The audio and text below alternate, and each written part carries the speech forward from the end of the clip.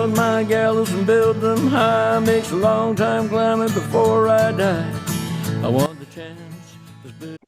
Hello everybody, welcome to Longbangers. I'm Matty. Morning, I'm Colin. Good morning, I'm John. How are you both doing, guys? Yeah, I'm alright. How are you?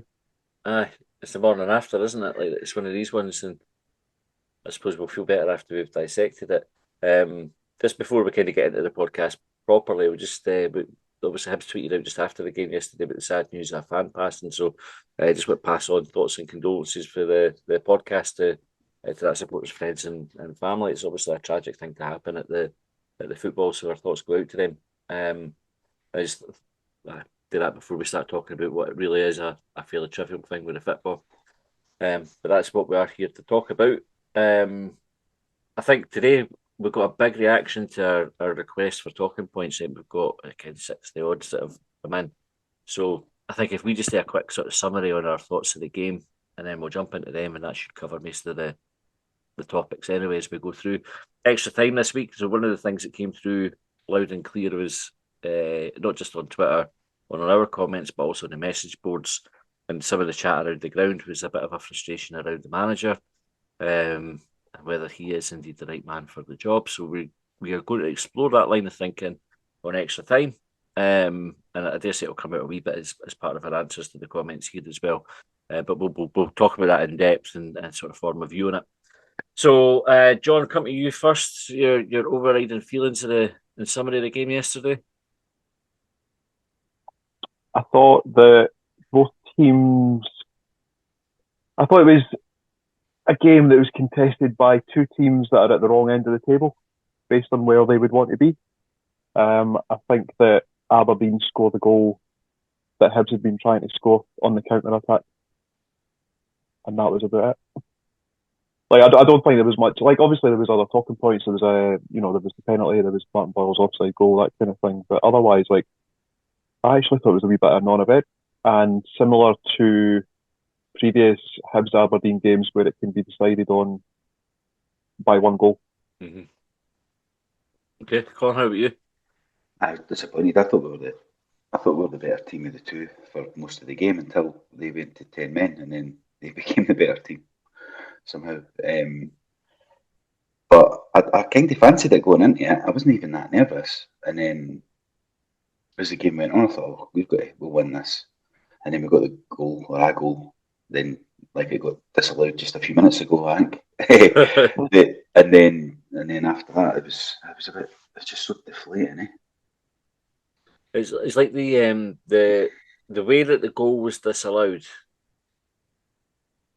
sort of lifted Aberdeen. Definitely, I felt like that was like it was like a goal for them. Aye, it was like a wake up. And I was thinking that. I was actually thinking that during the 4-5 minutes, whatever it was, that they took to decide that it was offside. And I thought, because I knew that it was I said to the family room, and that says that this is getting chopped off. There's no way it's taking this long, and they're going to love it. And then they'll celebrate it like a goal. Like, it's almost become like an unwritten rule that if it takes longer than about 60 seconds, then whatever the decision is, you're not getting it. Aye, you get which way it's going. Yeah, I hadn't thought it was offside, but I was right behind it. I was like right behind the goal nets, behind block 7 and that. So I was there. So I hadn't even considered offside. And we did the celebrations, everything. And we looked up and went, oh, fuck, they're checking offside. Like, whereas I know, like, folk that were in the North south stand, is it? South, aye. They were looking across and they all thought it was offside instantly, like with naked eye. Aye. But I've seen the footage, or I've seen the cameras of it. I think it's very hard to tell. It's like, I think it's almost like, right. See, here's my thing. Right, see, if it's taken 4-5 minutes to decide, you don't know. So it's good to go with the referee's decisions, you know. Like, they don't know. That's what they're saying. They're looking for a reason. They're meant to have lines across it, but then we've already admitted in Scottish football that we didn't really pay the money for the proper VAR.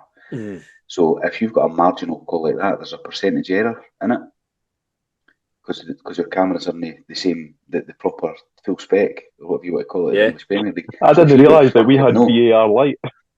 We have got like a Billy Basic version of it, John. Yeah. So they've not got as many cameras. So you've not got the lines. The lines aren't as accurate as the lines are in the English league because we've not got as many cameras to do it. So actually, what they've done there is go, okay, Marty's.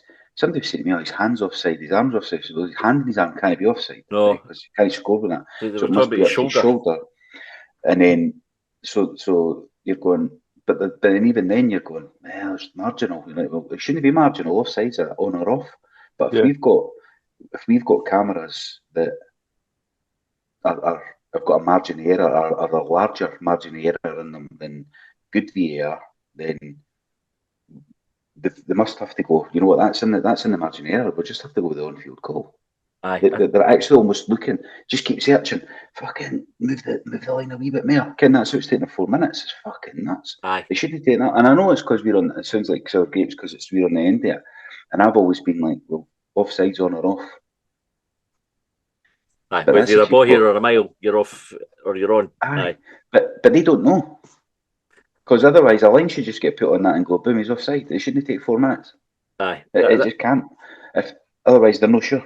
That was the frustration for me. And I think even when they're doing it on a still, to try and do it at the exact moment the ball's played. So you're either, like, it's almost impossible because of the way that video cameras record. Like, it's not it's not a continuous recording. It's like a series of, do you like very fast images, if you like. You know, like you have your. But I mean, it works if you've got enough cameras and you can do aye, that properly. But we've no, and so that's what I mean. We must have a margin of error if it falls within that on-field call, and if the referee had called that offside or the linesman, you just have to go with that. You need kind of the World Cup where they had the AI version of it. And they just sort of the computer did it. Did they go to a manual check? It was just like fucking proof it is all right, it's no. I think how much that cost. I can't imagine it would be fucking that expensive. Well, that's the mad thing about it. Is like it's just you're buying technology. It's no people who are experts you're bringing in today. It's just like fucking right. But you know what? You know with technology, you accept a margin of error. So we should then have a contingency around like if it falls within that close, then that's what we do. But we don't know, and none of us know the fucking rules. Maybe that is what they're meant to do, but nobody ever tells us, and that's why. And it's the same. That's folk see all the folk. Oh, VAR shite. Get rid of VAR and all that. And you're like, VAR should be a good thing. Should be a benefit. But we're in the ground going, what the fuck's going on? Like, what are they looking at?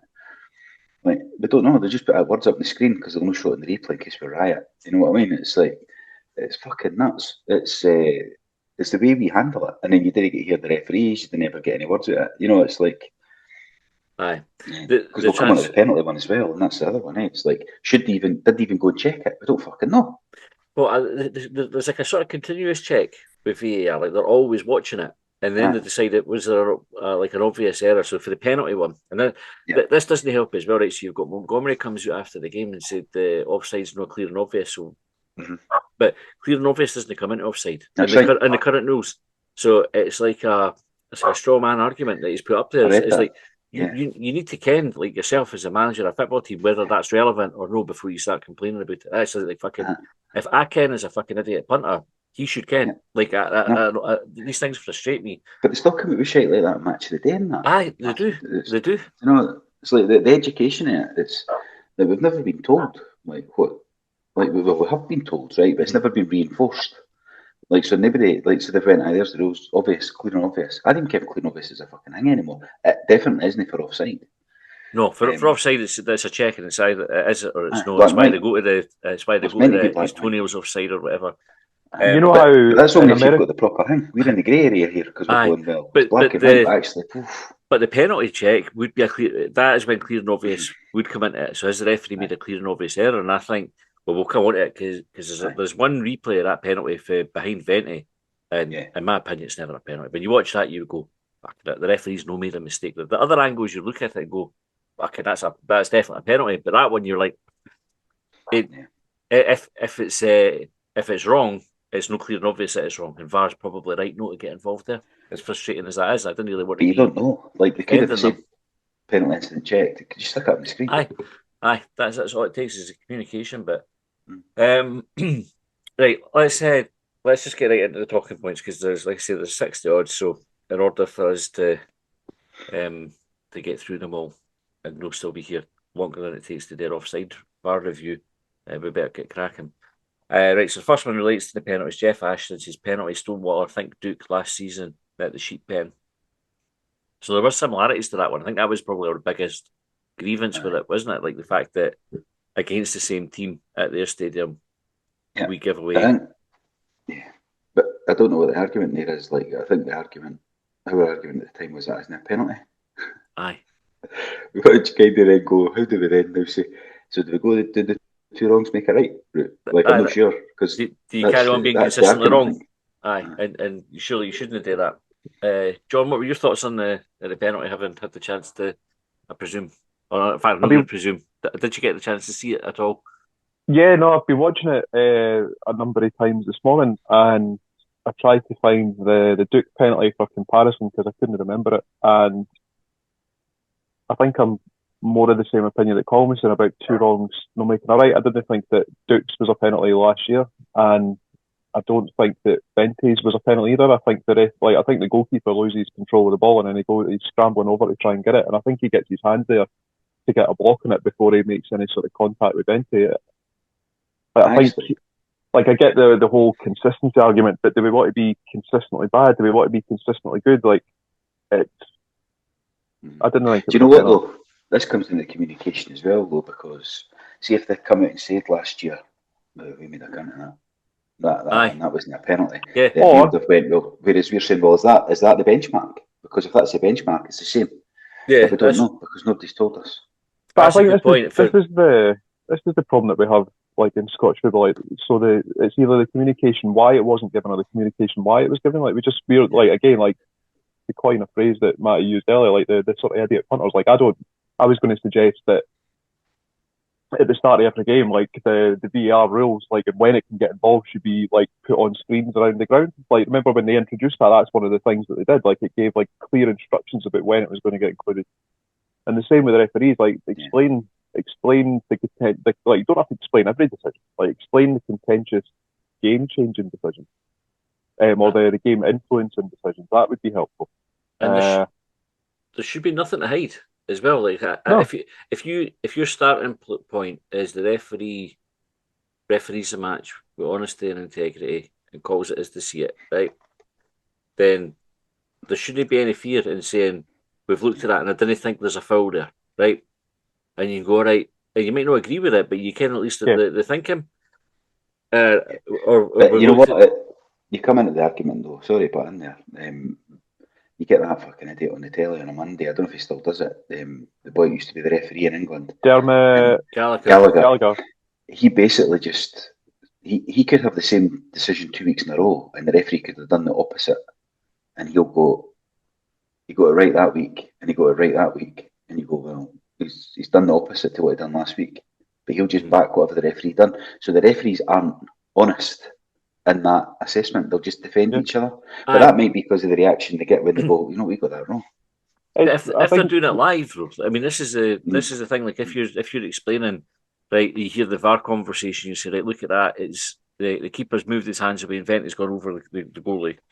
Yeah. If you go right, fair enough. Right, I can see why you've not given it then, or it's no clear and obvious. We think the referee's got the right on-field decision.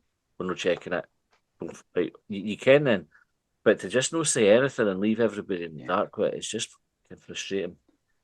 I think what I was going to suggest as well was like some of the other penalties that we've seen given against us and other fans, the other teams will probably have similar examples. But I think back to the one where Bashiri put his hand on the hips of the Rangers striker. I forget who it was. And how.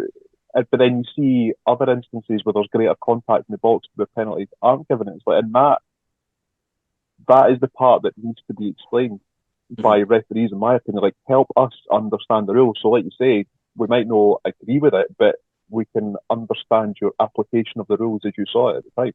Aye, and Colin, your point about when they get it wrong, like afterwards, and they decide that's not what we're going to be consistent with. They need to communicate that as well, because then it stops us going, well, there's an injustice, because it does feel like an injustice because of the Duke penalty, and I think folk are like I was aggrieved as. I'm always aggrieved by referee decisions that you give me, but especially beaten.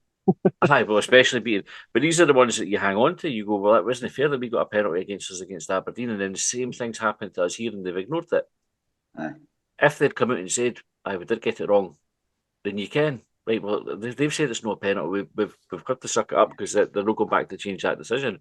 But you can, next time it happens against us or the next time it happens for us, they're not getting the Because that penalty is for the it. basic. What I've seen, I've not looked at all the messages, but the basis of the argument is, well, that was a penalty last year, so we just want consistency.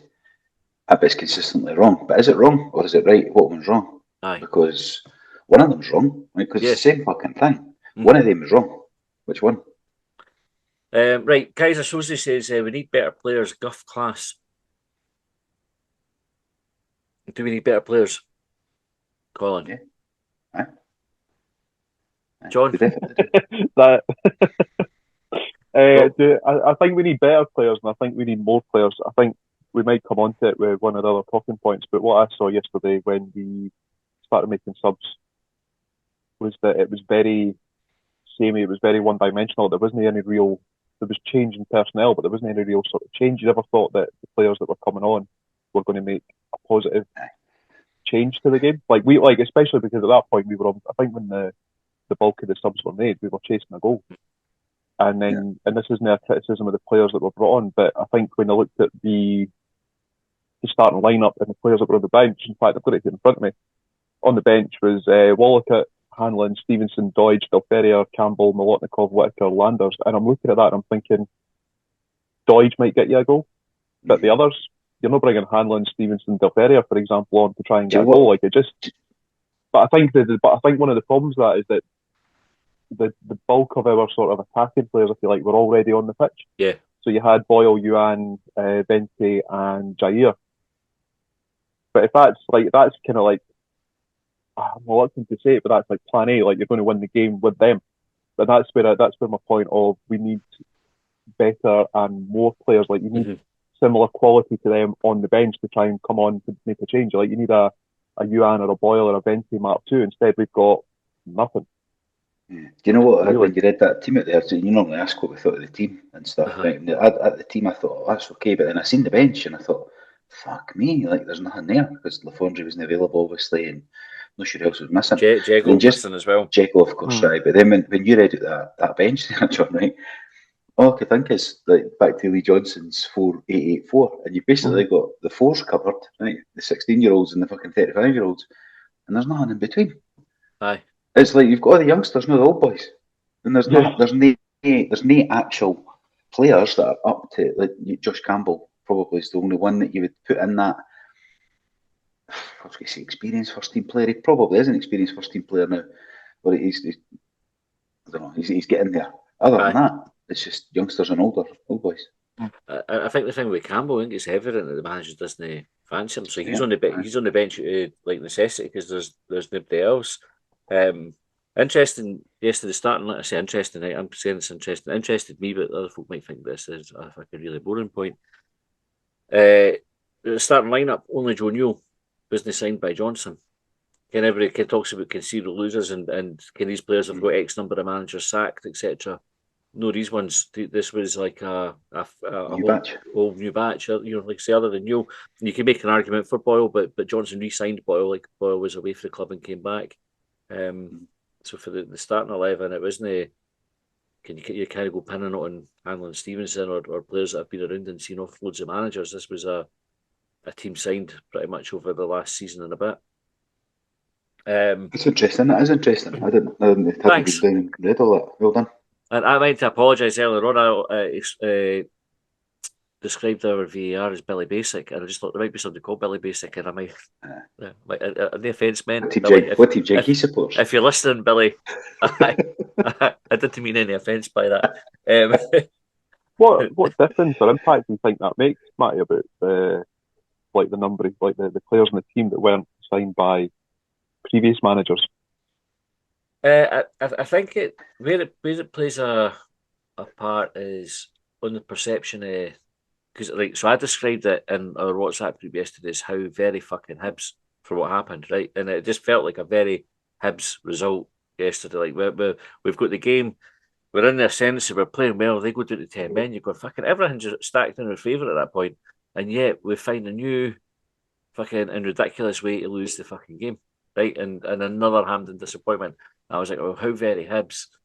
And I don't think the point I was making with the new players is like they haven't done it before. They've not gone and fucked up a Hampden semi-final before. Joe Newell has, right? But Ken, I wouldn't pin the blame on him. He's not putting that culture in there. But it was a fresh manager, fresh players. Like fucking everybody that played yesterday just about was new to that level of disappointment. Should that perception of how Very Hibs die with what you just described, like the players and the managers and various things, like it was still like a defeat. It was still disappointing, but all these things about like all the things that could be attributed to like to previous players surely can't be attributed to this team if it's completely different. But you would think that, but until we start fucking doing better and like finding ways to win, like these games, it's going to stick, isn't it? Whether we like it or not, whether it's fair or not, it's going to stick. And to be fair, when you're coming out the ground, if that's what it felt like you're not going. I'm going to disassociate myself from all the ones that have happened in the past because the fans are the constant in it. Like we've all been there for them, and you come out and just fucking sickened and scunnered by it again. Mm-hmm. That's what I was. If we had done this last night, I would have been giving it the fuck. I'm not going back through there again. Because I wasn't the only one that was saying that, I heard loads of folks saying it, and I was thinking, it's funny you say that because spent a fucking fortune today. I spent a fortune on all this, and they fucking done it again. I'd suggested to a few folks and had it suggested to me that the football was going to spoil what was otherwise a really good day out, like with your mates, like catching up with folk that you've maybe not seen for a while, having a drink, having a laugh, that kind of thing, and then 90 minutes of football later and you fall asleep on the bus back to Livingston and that's you. Aye. Right, Mark Loftus said, what is our identity? We're not hard to beat and we don't score loads of goals. In tight games, we always seem to be the one that concedes a soft goal. I think. Sorry, John. I was going to ask a question sort of on the back of Mark's question, which was how do you implement an identity into a team and how long does it take to implement that identity? Because I think this is one of the things that I think of as being like Hibs bingo, like Hibs disappointment bingo after the defeat. Like there's always similar sort of criticisms that come out, and identity is one of them. But I think we've been talking about this for a while now, like over a number of different managers and the teams that they put on the pitch. But like how quickly or how do you implement it, and how long does it take to implement an identity? I don't think that we can get one under Montgomery within 7 or 8 games he's been in charge now. That feels like way too soon. Yeah. Colin. The identity chat started Mikey Stewart under Lee Johnson, didn't it? I can't remember it too often before that, and it's kind of thing we've grasped and ran with. But I thought our identity was meant to be attacking dangerous players, and that dangerous player, we've got dangerous players on the pitch thing. But actually, they're not very fucking dangerous. Like, you know, we've got 4 attacking players up front or out wide and all that. Mm-hmm. They don't score not very many fucking goals or create very many chances despite it. So in another way, I'm almost like, can we change your identity a wee bit? The one that you've tried to put in, which is play the attacking players, because it's not working. Like I've not counted up the goals we scored in the last few games, but it doesn't feel like very many. I counted 2 the other night, but there's been a lot of 2 at Tynecastle, but there's been a few zeros in there, eh? Aye, 0 against Rangers, 0 against Celtic, 0 against Aberdeen, Dundee. And you think, and it's not that you're coming away going, well, once one goes in, we've got a barrel load, because it doesn't feel. Although I know we did have and I feel like I'm contradicting myself because there's been chatty. I know it's shots against us. They were talking about, which was 20 odds a game, wasn't it? Shots for. So it's this like attacking 4-4-2 is the identity, I think, but they're just not very attacking. We've just not got very good at it yet. Aye, yeah. Jake Gapper said, first half, pretty drab affair, played much better second half. Tavares, Hibs man of the match, 3rd game in a row. That's a question. Unlucky to be hit with that sucker punch, fuck beaten. And are the urinal troughs at Hampden designed for folk with monster cocks? Why is the front lip on them so wide? I've not had a problem. I was going to write down what Colin's response to that answer was going to be, and it would be almost word for word exactly what he said there. Of course it was. Jair yesterday, John, how do you think he did? Do you think he was he Hibs man of the match? you know, I've got to be honest, it's maybe part and parcel of coming away to the game being disappointed, but I don't remember anyone like really sticking out. Like I think that reflects on my summary of the game, like two teams that were broadly similar in quality, both trying to go for the same type of goal. Mhm. I don't like so when I think of the Ross County game, I think of notable things that Tavares did. I don't remember anything particularly notable yesterday from him, but I don't remember anything particularly notable from any Hibs player. So I don't know what your thoughts are. Like, Oh, how do you think that Tavares got on yesterday? Like, was there anything that, or any player, was there anything notable that stuck out for you? Not really. I thought Neil and Levitt were okay, like, mhm. but I just okay, like just okay. You know what I mean? If we had won the game, we would have been on the high, and we would have been trying to pick somebody as a man of the match, probably. Mm. But I'm not sure based on because we could have won that game 1-0. You know, if the goal had stood, that it was likely to have finished that. We would all been bouncing the day talking about who we won in the final and that. I can't think who would at that point. I think Neil did for that goal. Neil sort of done the boy way back and before the pass got played to Boyle. But I can't make them totally picking tiny wee bits here. I can't think Aye. of anybody that was that great. It was funny. It's like a game where we were probably all like the team would have rated 6 and 7 across the board, and what we really Yeah. needed was two players maybe to be a 8 or a 9 to win the game, and we just didn't. We didn't have that. Um, I can't think anybody had a really shocking game. I mean, you could look at Miller for the goal, look at the keeper for the goal, Look um, at the keeper for the goal. Aye. and I think a beater looking online, some people were kind of quite Actually, critical of a beater for the goal as well. I thought Beetle was okay yesterday. Actually, Aye, I might have went for him actually as one of the better players. but I don't think really anybody had a bad game either. It was just like the performance wasn't bad. That's the thing. I think we get frustrated because of the result, but we were by far, well, me I thought by far the better team up until the red card. I think maybe because, like you say, like the performance wasn't bad, but because if you accept my argument that we're of similar quality to Aberdeen, that because we never had that like any player like producing something slightly better than just okay, Mm-hmm. that was why we were susceptible to conceding the goal that we did. Aye, I would agree with that. Paul Mackay said, "For me, it's Venti. I know he's running his arse off, etc., covering everywhere. This is more a substitution thing for me. We pay 700,000 for him, and we need to score, and we take him off, and we are bringing on two young lads. No offence to them either, and losing Boyle as well. Baffling. Like Venti's probably worth a wee bit of discussion, right? Venti for me hasn't impacted the game for again 4 or 5 games. And when I say impact and I rate it, I'm not criticising his work rate because I think his work rate has probably played a part defensively. He definitely works for pressing, but in an attacking sense, where you want him, none. And I think the system is the problem rather than very. It's no criticism of the player Mm. per se, but as I see the point in playing him just to not have him impact in the game. Yeah. It wasn't that long ago that Hibs were making a big deal of the fact that each of Venti's chances he'd scored at that point. I think he'd scored five. I think it was started with a what was the end game. Mm-hmm. And then since then, I don't know exactly what it is that's changed with regards to like the system, but I think in my experience of watching football, anytime you ever see that player, like the striker, having to come deep to try and pick up the ball, to try and move the ball forward, that suggests to me that you're not getting the ball forward enough to let them do what they're there for in the first place. And I think principally, Bentley's there to score goals. He's not there to like sort of draw back into the field to try and dictate play and kind of move it on. Because then what you find is, if he's not the striker up front and the ball goes out wide, there's nobody in the box to try and get on the end of the ball. Aye. So Yeah. that definitely needs to be addressed. And I don't know whether it's Totally. I don't know whether it's a case of like moving Boyle out wide or what. Because I don't think like in the last couple of games, I think it was right to play Boyle up front against Celtic for like using his pace to try and Mm-hmm. the way that we're playing against them. But I don't think yesterday was that game. I think and it's maybe what they say about hindsight being 2020. It's like I would have preferred to have seen Boyle out right yesterday, and have Tavares drop back to the bench and have Doige up front.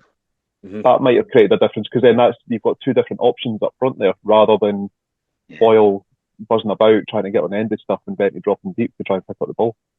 I agree with that. Although I mean the goal we did score was because Boyle was through the middle, but apart from that, I agree, because we go on about Hampden being a big wide pitch. Well, we've got fucking two of the best wide players apparently in the league. Mm-hmm. Let's fucking use them there, eh? But we didn't. I actually think, without getting into formation chat and all that, it's almost. I've said that a couple of times, but it feels like we're missing a midfielder rather than anything else. Like, and it's almost, instead of having Venti dropping in and doing a job on Callum McGregor, which is maybe where he did have an impact on a game recently, but not in the way we would want it to be, which is go forward. Is Venti could play through the middle, but we are an attacking midfielder that can do the midfield. And that might be Lafondre, like he might be able to do that, but you know, like somebody in that attacking midfield position, whether that be Levitt or somebody new or Lafondre, I don't know, but it feels like we're missing a midfielder, and that's why we're not creating maybe as much as well, because we're relying on the strikers, like just how John's described, the striker drop deep and try and make the play, and then when the ball actually comes in, there's nobody there because he's been doing the bit before it. It's a worry for me, because another thing is Venti not being able to seemingly finish 90 minutes of a game as well. Like every game is subbed off. I think there's one he stayed on, eh? There was only one I remember him staying on, I think. Right. He was on for 90 minutes against Hearts because he was barely able to walk at the end. Oh, right enough. Was it that one? Aye, there was one. That one was it? But I don't know. I mean, so if you change the way the Hibs are playing and you leave him up front and get him on the end balls and hopefully get him scoring goals, surely he'll last the 90 minutes rather than having him do the work that he's been made to do at the moment. You would think so, eh? Gaz on Safari said, seriously lacking in the final third. Don't think we really tested the Aberdeen keeper despite controlling the game. What has happened to our pace? Think Ball got in behind once in the first half. Bring on the billionaire. I think you pretty much just answered that in your last point, Colin, about no exploiting the space and using the wingers. And I don't know, like our attacking game seems to have suffered a lot over the last few weeks, and that's probably why the criticism's coming the way that it is towards the team and the manager. Park Fry's image said the Sam North covers it well in his vlog. Only one team looking like winning until the madness around is sending off. Always glad to see youngsters getting their chance, but where has our senior squad gone? Not enough available on the bench to chase the game. So I was going to ask this just a few seconds ago. What chat was there pre-match about Lafondre? Is he ill? Is he injured? I'm not sure. I heard it was the chat around us was that he was ill, but I've not verified that. I think there was a bit of a bug going around the squad apparently. Because Dodge was out midweek as well, wasn't he? Aye, and apparently Jekyll was sick on the pitch on Tuesday night as well. I never saw that. I never saw it either. The ground's going to be fucking raging at that. That's the last thing you're expecting to be clearing up. Do you think they'd go out with the sawdust? Really just hose it down. Aye, we think the hose it down. They come out with the sawdust like at school. Well, with the sawdust, like the Johnny used to come and like, scoop it up afterwards, eh? Aye, so. A bucket of sawdust. There you go. Have that. That sending off was fucking mental, eh? Like one of the most mental sending offs you'll see for like somebody just completely losing the heat and forgetting. I guess the guy must have forgot he was on a booking, because Miller's just giving him a wee nudge at the touchline, and the next thing the boys got the red mist and. I never actually properly. Aye, that's again. Could you talk me through it? Because I actually missed it properly at the time. It was just for where I was sort of like David Gray corner, so it was away down sort of the same the same touchline. Mm-hmm. And I just thought that there'd maybe been like a second booking dished out for like maybe a foul or whatever, and I never realised that there was any sort of rally going on. So it was stupid. The ball, it's one of these ones where they're contesting the ball going out to the touchline, right? And Miller's giving him a wee nudge as they're going past it. And again, it's like one of these ones that go running off the pitch.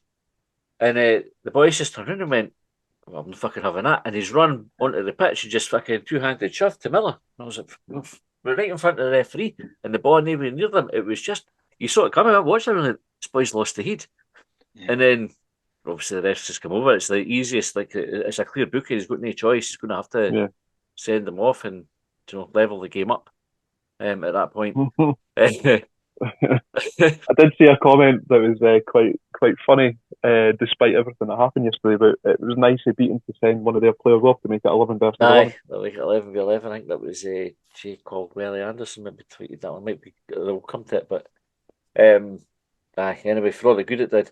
Parma too said starting to get really worried about Nick Montgomery and his ability to snatch defeat from victory. Teams just need to wait until he's put crazy subs on and the team's finished. So I think we'll cover that in extra time. The whole the Montgomery topic. Extra time, if you don't know, is for our subscribers, and if you want to subscribe and listen to this, it's only a couple of quid, and you can do that by going to our Twitter and clicking on the wee link that takes you to Hubwave. 150k in Harlan Hill said, have Hibs ever benefited from a shite VAR call? Not a correct VAR call. So have we ever had a dodgy one go in our favour? I can't remember. But you'll be better at remembering that. Aye, I'm going to say no. I don't think we have. Are we talking things like, say, Martin Boyle being found offside by an elbow, that like another team's player being found offside by an elbow, that means that we don't concede a goal? Did we not get the VAR where the boy got sent off? The Kilmarnock boy got sent off. I was just about to say that, but I think we sort of discussed afterwards that was right. Do you know, like the consensus was there's been loads of wrong ones since then. Aye. Maybe someone's forgot to update the spreadsheet that says no, they've even that up already. They've done that. William Todd said Lewis Miller should have taken a yellow and stopped the play. Marshall should have narrowed the angle. We had a potential 50 minutes to win. No need to charge forward against 10 men. Yeah. Do you know, I think that's a really good, the second part of that is a really good point. Like, the way that I saw the goal and the way, certainly the way that the replay looks and where some of the players are on the pitch, Yuan plays the ball into Miller. I don't know whether he's under-hit it or Miller's maybe found himself out of position or there's been a bit of miscommunication. But he's not received the ball. Aberdeen have broke. Miller tries to make it back. He goes down. 3 players have their hand up for foul. I think Miller's one of them. Levitt, Newell. And you watch Obita, who's down our right-hand side, but he's our left back. I think he's ball watching, and Miovski just gets the run on him. I think he comes off his blind side and he's away and he scores. But I think at that stage, I wonder how much we were going for the goal. Like just in the immediate aftermath of was it McKenzie? I think got sent off. But there was so much more time. You think to yourself, well, you've got 15 minutes there to win the game, but you've also got extra time after that as well. Well, surely, if you're asking Aberdeen to do more running, you're going to expose more of those gaps that are going to inevitably develop on the field. And then Marshall and whatever it was that he was doing at the goal, like the missus pal was a gymnast coach, and the way that he went down, they call that naughty hips. And they try and detract the kids for doing it. Like I don't know if it's anything to do with remember he had these recent injuries there. Like I don't know whether he felt like he couldn't put a leg out or whatever stuff it was he was doing, but it seemed like a really half-hearted effort to try and get anything on it. All I'll say about that is fair enough with the naughty hips and that, but see before that, there was 2 goals last season in derbies we lost late on in the game. Kind of made the scores look a lot better for them. Where it was just a breakaway for halfway, and Marshall just decides to stay in his goal line, and it was like that yesterday. I'm watching it going, how's the boy on hand feel like he's in half or halfway or just inside their half, and go that far, and you're not even at your 6-yard box yet. Aye, you just left it wide open, and you've just stood and watched him running in. Oh fuck, I might move, and he's done it before. It's no it's almost like, and I was thinking, did he always do that all his career, or has that just been since he got done for the halfway line against? Maybe you wonder if that plays a part, because it just doesn't come. And Miller could have maybe done better. It was almost like he was trying to nick the ball rather than just fucking win the ball. He was trying to nick it and run out in one movement. Whereas you might just smash it into the fucking stand or something, just win it back. I think he wanted to try and win a free kick. I think that's what he was playing for a foul, but he was never going to get that, and it wasn't a foul, to be fair. And it looked like everybody stopped as well. Where we were all like, everybody just fucking stopped. Momentary stopped expecting the foul to get played in that split second, and I'm sure we talked about it recently, things just momentary lapses that allow the jump. And in fact, if you watch the replay back, it shows you just how different and how athletic some of the players are. Because if you watch Beaton, as the ball breaks, I think Shinnie plays in Biowski, every player just suddenly takes on a different level of speed, and Beaton's huffing and puffing still in the Aberdeen half. Our response to them going down to 10 men was sort of like showing a a boxer sniffs blood, like they've maybe had one knockdown, and then they go, right, I'm going to try and finish this, and they just forget what they've been doing and just start swinging, and then Yeah, that's a great analogy. the other Yeah. boxer just goes fucking pop like that, and then that's them fucked. That was we stopped playing. It was stupid. Steve McKenzie said we've got such a poor team full of average, boring players. However, it's time they were showing fans the VAR view they used to make decisions because they've been sent the one from TV, and that angle Boyle is clearly onside. I think we covered VAR. Lorne said we were shafted, pure and simple. Managers getting it tight, but he picked the right team and the players up for it. Dominated even before the sending off. Yuan, Tavares, and Newell, first half, all could have scored. They created zilch. Fair point. Mm-hmm. Yep. Aye, it is. Yeah. I don't think that one chance, one goal, really. When we talk about domination, like I'm looking at the stats and just the shots on target. So I've had 10 shots, 2 on target. Aberdeen had 6 shots and 3 on target. So we've got 1 and 5. They've got 1 and 2 on target. I don't know. Does that? And the possession was 48-52, so pretty even. Like, does that really suggest that we were dominant? Stats don't know. I can't remember the shots. I'm saying that one shot, one goal. I can't remember anybody having. I can't remember the shots. Like the 3 that you're saying on target, or 6 even, like 6 shots really. But nothing. And like I say, I'm maybe being a little bit biased because I think it was more like the two teams that were more equally matched than perhaps like other things I've suggested. I think it was pretty average. I don't think that we. Like, I never felt too aggrieved. Like, we've come away to say derbies before where we thought, like, we were definitely the team on top, we battered them, we did this, and then they went and snuck a goal. Like, I thought it could have went either way yesterday with regards to, like, who was going to score the goal. It just so happened it was them. I don't think we dominated. Dominate is probably too strong a word, you're probably right. But even based on those stats, but at the game, I thought we were the better side. But maybe not dominant. Like, it wasn't like that Falkirk semi-final years ago that we lost 1-0 and you go, how the fuck did we lose that? Done everything but score. It wasn't like that stage of domination. It was a fairly even game that we were probably the better side in. That we edged, like you would have said, we edged it. Like, yeah, but didn't score. It was like the 0-0 at Pittodrie when Nisbet missed the penalty and we were over them like that. That was a dominant performance. I think this one we were the better team, but just didn't take advantage, and we certainly didn't test our goalkeeper enough. Yeah. Gordon said, the manager done all he could, in my opinion. Tactics right, team selections right, players didn't deliver. That being said, it's about time Hibs came out speaking up against the level of officiating. It's cost us a final yet again, in my opinion. It's the same names and the same things over and over. How would you feel if Hibs were to come out and criticise the standard of refereeing and it inevitably would go to like, they go to Hampden, I think, the SFA for sort of compliance reviews or whatever, and then like to have a fine levied against the club?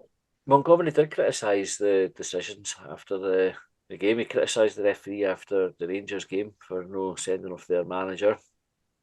I think the problem is, right, that if you're criticising, so the 2 big calls that went against us yesterday, you can make a very strong case, like whether we like it or not, for the referee and the officiating team getting it right. So the offside one, they've looked at it, they've deliberated it, taken their time, and they found it to be offside. So they can stand behind that decision, right? For as bad as the process was to get there, and for the length of time, right, and whether or not we agree with the standard of technology, they could stand behind that and say, well, we've not made a mistake here, you just didn't like the outcome. And the same goes for the penalty, but we've looked at it and gone, well, you could say it was or you could say it wasn't. Again, they're going to stand behind that as well. So I think if the club are going to come out and criticise the decisions, it need to be the ones that are like fucking stonewallers, where you can go and say, well, actually, that's blatantly wrong. I think when you do it with these ones and the referees can back it off and say, well, this is sour grapes, then you've not got a leg to stand on with. Andrew Brown said, as usual, a great day out to Hampden, spoiled by the football. We need to get back to playing our best players in their best positions. Vent is far too deep. Boyle back out right and get him on the ball early. Boyle's been off the boil for a while now, and I didn't necessarily know if that's like a player out of form, or if it's a systemic issue and it's the way that we're trying to play that's no Aye. taking I advantage just of. think Boyle's at his best when the ball's played in front of him for a bit, aren't he? Mhm. You know, he was like Ivan when he was here. Again, it was always like when the second time he came back, folk would pass him the ball and he would dance a bit on it, and you'd go, kick it in front of him, man. Mikey Stewart used to just kick it in front of him, and that's when he was good. Because he'd chase it, he'd get to the byline, he'd get a shot away, or whatever. Aye. That's what Boyle's best at. Don't want him dribbling and fucking trying to make passes and that. Just kick it in front of him and let him fucking chase it. Aye, or like you say, like the ball played onto him, or like definitely, I'm thinking like if he was playing out on the right hand side, getting to the byline, cutbacks for Benty, rather than have Benty trying to do the work anywhere else. Yep. That seems to be like really, really to me that seems like a really simple improvement that could be made. Raymond Gray said, thought Hibs done okay until the sending off. VAR, no surprises there. Point is, a lot of Hibs fans sadly lacking the legendary Hibs class, berating players from the start and booing the team after the game when they came over to applaud. These fans should just stay away. I think there's a couple of comments maybe coming to us about fan behaviour. There was a fight up in the yesterday. South Stand, I know. In the South Stand, was there? I think there was one. East. I think there was one in the East. I saw some comments on Facebook. I think it's one of these things, right? So the 5:15 kickoff, right? We were all through in Glasgow for just after lunchtime, around about lunchtime, and folk have got a time to drink all day. But there's also like a fucking heavy culture of coke use now as well. Like you go to the toilets at Hampden, and it's like two or three folk in the cubicles coming out together, and you can. I mean, they're not fucking watching each other shite, you know. Like it's know what they're going in there for, or can try to free up about 3 spaces at the urinal by all pissing into the same bowl. Like you can what they're going in there for. It was same in the pub that was lining up to get into the cubicles, and it's just it doesn't. It's good for them. Like I'm sure they're enjoying themselves, but it's not a good experience for everybody else who's got to fucking deal with that round about them. That's my view on it. I was going to make a joke about where you were in the queue. You at the front, the back, or the middle. I gave up. There was none left by the time I got there. There was money to be made. Jamie Robertson said it's a sore one to take for sure. We deserved a penalty. Unlucky with that shot that got deflected just past the post. They had more chances, but just not clinical enough in the final third. Folk calling for the manager after 7 weeks and none of his own players in need their head checked. That's a good tweet, actually, because I think there was 2 opportunities where it looked like it might hit the back of the net for us, like after deflections, and it's just gone narrowly wide. I think Benty maybe had one of them. I forget who the other one was. Yeah. I feel sure now that it's been mentioned that there was 2 that we could have scored with. But actually, maybe that goes back to... Sorry, Colin. So I was going to say, Deutsch had a header, and I thought there was... I think it was like he got on target maybe, but I was actually thinking Rocky looked like he was getting pulled at the time. But I don't know if they just go, well, you had the advantage because you had the header, and they didn't look at the VAR. But again, that's down to the lack of knowledge of what fucking VAR look at. I would have thought that could have been a penalty. But William Turner said gutted that Miller thought he was quick enough to nip in and steal the ball. Most other players would have fouled him and taken the cards. There was a bit of chat. Somebody was liking it to mind. We're talking about Wayne Foster's goal at Easter Road back in the day that just needed. I think it was Dave Bowman to wipe him out. Aye, yeah. End of the game, just take the fucking card. Dave Thompson said he's not letting our assets be effective. Fine playing from the back, but have purpose and some tempo. Our creative players have been starved of the ball in the correct areas. Taking Venti off was a poor call. St Mirren will be looking forward to welcoming us. Thoughts? Oh, we'll beat St Mirren. Like that's what will happen. And you will fucking where was that performance on Saturday? Often get to beat in a semi-final and go win the next league game. See, that's typical Hibs. Like to go back to what we were saying earlier. Very fucking Hibs. Very fucking Hibs. I think as well because like St Mirren at the moment they're like clear in third. There's a good gap between them and the teams. They're like 4th to 12th or whatever. So, we should not like on form and all the things that we're talking about before about like goals, like positions, what have you. Like we shouldn't beat St Mirren, but I'm going to put money on them. 2-1 Hibs. Are we in bother if we didn't beat them? No. I don't think so. I'm not seeing anything from Hibs currently that makes me think that the teams. This could be the reverse Jonah. This could be the famous last words. I've not seen anything at the team at the moment that makes me think, they're thinking like they're going to go down. Do you know what the biggest danger is? Is the fan base becoming toxic about stuff and creating negativity around the team and the players. It wasn't good yesterday. We should have won. We should have beaten them. We could have beat them. But Colin, we'll get on to the manager stuff. But for 7 weeks, I didn't realise it was only 7 weeks. 7 weeks in, and no time at all. Talking about like, you know, is that if we lose on Wednesday night, is that us in danger? Like, you know, we'll be like 2 points off fucking 4th place or something still, because neither couldn't strings games together either. But we're no. And the reason I ask it, right, is just to, I suppose, at what point do we start to go? We're getting. I suppose that you're right, Colin. If we start getting cut adrift, properly cut, it becomes like it's going to take us 4-5 games to catch up there. It's only one round of fixtures we've been round, and you know, like I think after Christmas would be when you'd maybe start worrying about that kind of thing. Aye, but I suppose in that round of fixtures, we only beat Aberdeen and St Johnstone. Yeah. Right, St Mirren in the cup. It's no. No, I mean that's not a season that's going to get you high up the table. You know, if that's repeated. No, that's right. But there's been games there with the Kilmarnock Dundee for 2 right away that we should have won as well.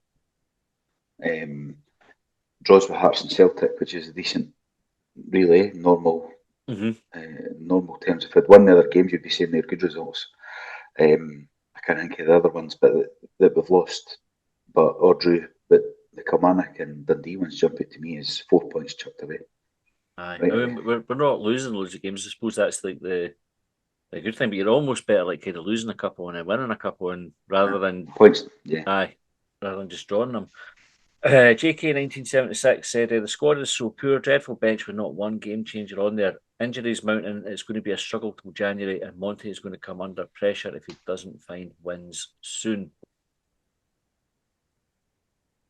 But the noise has already started, and in your house, and around the boot. So, like I said, we'll talk about Monty next time. I think what we'll do is we're just over the hour for this one, so we'll maybe call it here for the talking points, and we'll carry over the talking points in the extra time and finish off, because there's some really good ones that have come in. So if you've not heard your talking point, if you're a subscriber, you will hear us talk about it, and if you're no, you can subscribe and you can hear us talk about it. But appreciate you sending them in. I think we've covered most of the stuff anyway. We've not got around to talking about St Mirren on Tuesday properly for a prediction. So just before we sign off, John, how do you foresee the score going on Tuesday, Wednesday night? I think it is. Oh, I'm entrenched now. 2-1 Hibs. Put money on it, and I'm actually on the Sky Bet app now. Brilliant. I like that commitment, by the way. That is outstanding. Colin? 3-1 Hibs. 3-1 Hibs. I think it's going to be a 2-0 defeat. Fucking hell, man. I know. I'm not feeling great about it. No, your audience and all that. Aye, I know. They don't want to hear that. You want to say, I love Hibs. I know. I do love Hibs. I do love Hibs. Like, I mean, there's no doubt about that. Never predict a defeat. But I just, I've got St Mirren are a team with a bit between their teeth in a way. They're playing well, and we are scrambling for scraps, like encouragement, just trying to find like wee positives here and there. So, we'll see how it goes. Anyway, we'll wait and see. Doesn't really matter what we predicted. Doesn't affect anything. Anyway, right, we're going to go and record extra time. Thanks for your talking points, and we will see you next time.